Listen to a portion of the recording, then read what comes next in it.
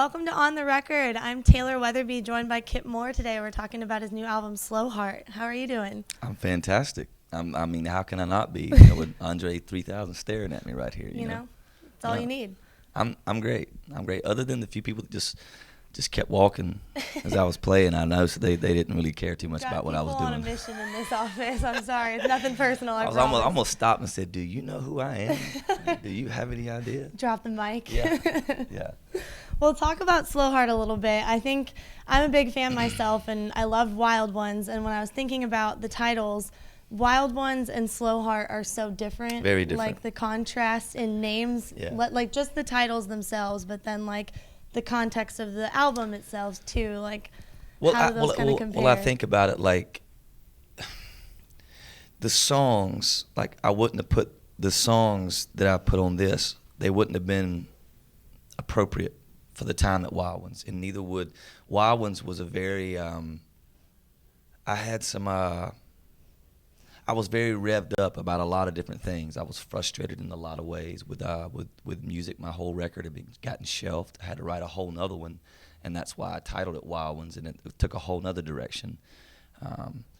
So then I think about the journey that it took, the long organic process to get to Slowheart. Okay. And the way Slowheart even came about was a band member.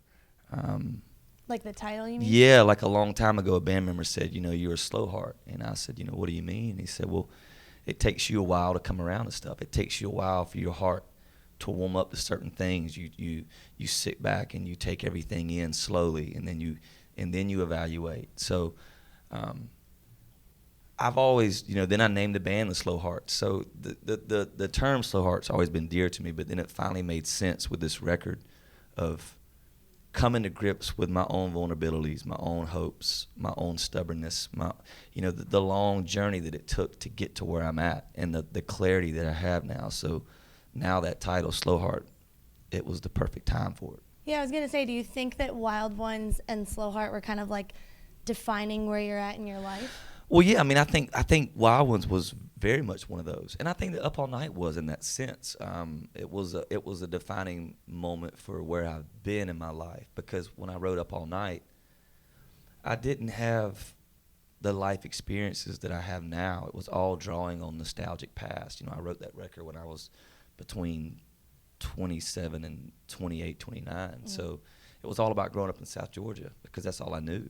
And then Wild Ones was a very present record, songs like Lipstick and those kind of songs. I started writing Lipstick, thinking about that, even driving through New York City and stuff, so Slowheart is very where I'm at right now in my life. And I feel like I'm going to always do that when I do records. Each record will be very different from one to the next. I'll never be one of those artists that's trying to hold on to some pop culture identity, or hold on to a young audience and keep singing to them. If they like it, great.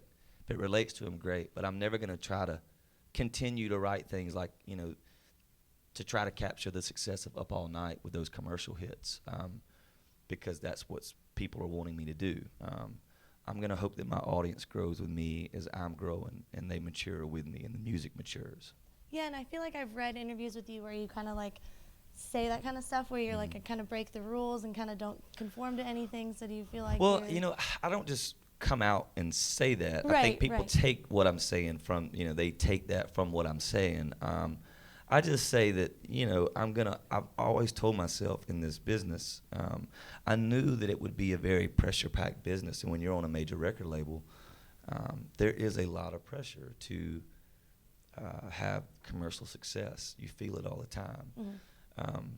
But for me, I always told myself when I got into this, I wanted to always stay authentic to who I am. And I didn't want to start doing things that weren't true to myself. And that even starts going with all the way to things like social media, the whole Snapchat craze. That's fine if you want to Snapchat. But for me to walk around and document my life, that just don't feel natural for me. I don't feel like taking selfies of myself all day. And so I'm not going to do that just because that's what's happening right now. It doesn't feel natural for me, so I'm not going to write music that doesn't feel natural for me, and I'm not going to sing about things that don't pertain to who I am at that particular time in my life.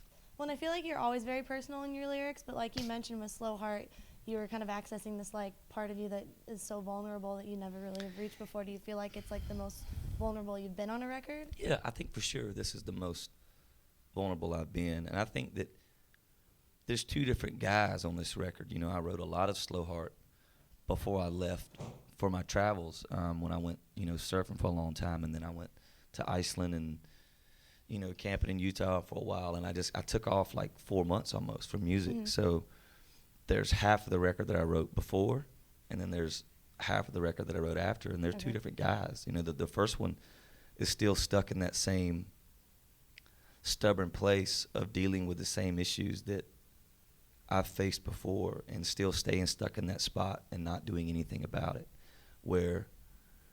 and still feeling that sorrow. Whereas the second half is more hope. It's more hopeful in terms of who I hope to be the next time I'm faced with certain things. Well, and kind of touch on like some of the songs that were influenced by that trip you mentioned, because I thought that was interesting. I read there was like an Instagram you posted recently that said, "Can't wait for you guys to hear this record, and all about the people and places that became a part of this project through my travels." Yeah. And so I feel like there's songs that are influenced by those. Songs like More Girls Like You is influenced by it. You know, like I've always had that door shut. I've had that door shut, you know, throughout my career of chasing this thing, where it's just been all about music. And the whole thought of settling down and having kids and all that kind of stuff has just been very, very bleak, you know. So, but I noticed through all these people that I met, you know, from all different walks of life, and watching them with their kids. It was a guy that I became buddies with in Costa Rica, and just watching him with his kids and teaching his daughter how to surf. And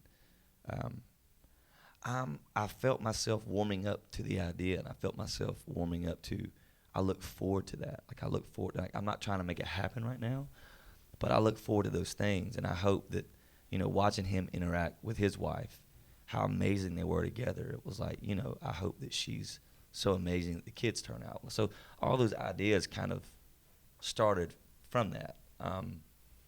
You know, and songs like Try Again was the same thing, where people are going to hear Try Again and think that I'm, you know, maybe singing directly about somebody, where somebody might have influenced it, but it was more of coming back after that, because solitude, when you travel like that and you're in that solitude, it breeds for thought. And I think a lot of people are scared to face that solitude because they're scared of what they're going to find when they uncover these layers of yourself. And a lot of times I don't like what I'm uncovering. So, but I think about where I've been, where I'm at, where I want to be, you know, all those things. So when I get done with a trip like that and a song like Try Again comes about, it was that sense of the next time that I'm faced with something that I feel so strongly about, I hope that I'm this kind of person. So it's just coming to realization with those kind of things. Did you expect to be as inspired by various things on that trip? I didn't. I just knew I needed to get away. My soul was fried.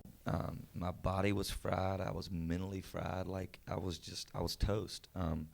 So I knew that if I was going to be worth a dang that this year playing music, I needed to get away and have that time for myself. Because if you don't, I've learned in this business, if you don't hold up your hand and you say I need a time out, like right. they will they will keep riding you. So, you know, I needed to step away, and I'm so glad that I did. Are there some songs that like mean a lot to you more than others personally, just because of that and like what you had gone through? Well, yeah. I mean, there's going to be songs like I've Been Around that it's very indicative of where that's a straight to the point song. Yeah, I mean, where I've been in my life, and a lot of people are going to take that one way, but that song is more about poking fun at myself. It's more of poking fun at where in the world my life has gone to now. You know, right. I think about sometimes, you know, hobnobbing with these billionaires in this room and drinking this $high wine when I really couldn't care less what I'm drinking. I'd be fine with the $5 box wine. But I mean, I'm more poking fun at, you know, being from South Georgia and the way I grew up and being in some of these situations that I've been in. And it's just kind of the joke's on me. Okay. So I think about a song like that is it's not going to mean a whole lot to me. Whereas a song like bittersweet company means everything to me. So why is that? well, it just does, because that song is what anybody that's lived any amount of life on this earth has faced, that feeling of trying to figure out how you and somebody that you care about so much have become such a bittersweet item. Yeah. And how to get it back on track, where it went wrong, all those things. So I know that I have surely lived with that. So, so a song like that came from my gut. It came from my soul and the way it poured out. So, and a song like Guitar Man was very autobiographical of my life getting to where I've gotten. Mm-hmm. I was in the bar band scene for years in South Georgia and just playing cover tunes and always longing for something so much more, and always feeling like I was faceless. I'm giving people the time of their life, but yet nobody remembers your name when you're playing those cover songs, Right. So I always wanted to do my own material. So, that song is kind of my autobiographical song, but it's my tip of the cap to all the dreamers that are trying to make something happen. Yeah. That's amazing, and I feel like that ties back to the whole Slowheart thing. I don't know, it feels all Exactly. very autobiographical. Exactly. Yeah. And going back to More Girls Like You, that song is now the fastest rising single for your career. It and is. It's at number, I think, 13 on the country airplay charts, so it's on its way Yeah. up. Yeah. And that's got to give you some confidence going into releasing the album on September 8th. It does, but I got to be honest. What gives me the most confidence is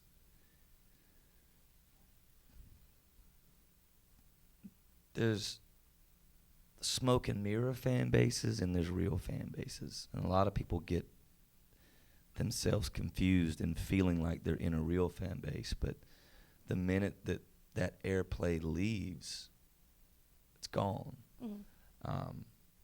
I feel like there's been a special build between the band, and myself and the fans, where Wild Ones gave me such a sense of confidence to be who I am and write the record I want, because we didn't render a single radio hit from that record, but our fan base quadrupled in size. Yeah, so it made And clear that it doesn't every matter. night they were singing that entire record from start to finish as loud as any song that I've ever had on the charts. You always want that radio play because it brings the masses in that might not have had a chance to get to hear you. Like, you always want that, but I think the fans have given me the confidence more than anything that there's something real and authentic happening. Well, with the combination of the fandom and then also obviously the radio now with, loving it and having it, Yeah. seeing it be so successful, seeing just the first single be so successful. I will say it's nice Yeah, to have I a mean, song doing good on yeah. the charts. I will say it's, but I mean, I think that I would have had confidence with this record, almost regardless. I would have had confidence that I knew there was a fan base to go get it. Yeah, well, and kind of to wrap things up, I was going to say that I realized in looking into all the albums and stuff that Up All Night hit number 3 on the top country albums chart. Mm-hmm. Wild Ones hit 2. Do you think Slowheart has the capability to hit 1 just because of what you've brought to the record itself, not just because it's going to be some major mega hit? We'll see. I know there's a lot of big artists that are dropping their records on the same date.